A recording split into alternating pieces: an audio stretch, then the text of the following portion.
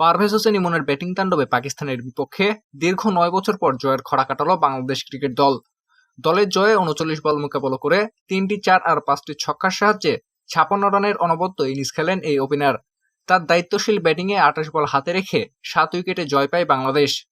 এই জয়ে ৩ ম্যাচের টি-২০ সিরিজে ১-০তে এগিয়ে গেল বাংলাদেশ।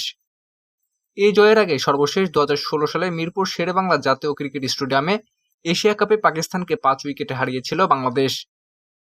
রোববার মিরপুর শেরেবাংলা জাতীয় ক্রিকেট স্টেডিয়ামে টসে হেরে ব্যাটিংয়ে নেমে ১৯.৩ ওভারে ১১০ রানেই অল উইকেট হয় পাকিস্তান।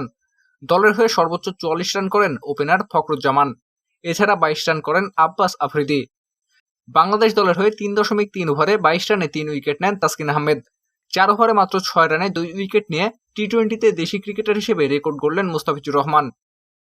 বাংলাদেশ ১২০ বলে মাত্র ১১১ রানের সহজ টার্গেট তাড়া করতে নেমে শুরুতেই বিপাকে পড়ে যায়। ইনিংসের প্রথম ওভারে উইকেট হারায় বাংলাদেশ। ওপেনার তানজিদ হাসান তামিম পাকিস্তানি বাঁহাতি পেসার সালাম মিরাজের করা ইনিংসের প্রথম ওভারে পঞ্চম বলে ক্যাচ দিয়ে আউট হন। তার আগে ৪ বলে মাত্র ১ রান করার সুযোগ পান তানজিদ আউট হওয়ার পর ব্যাটিংয়ে নেমে কোনো কিছু বুঝে ওঠার আগেই বাঁহাতি পেসার সালাম মিরাজের বলে ক্যাচ দিয়ে ফেরেন বাংলাদেশ দলের অধিনায়ক লিটন কুমার দাস।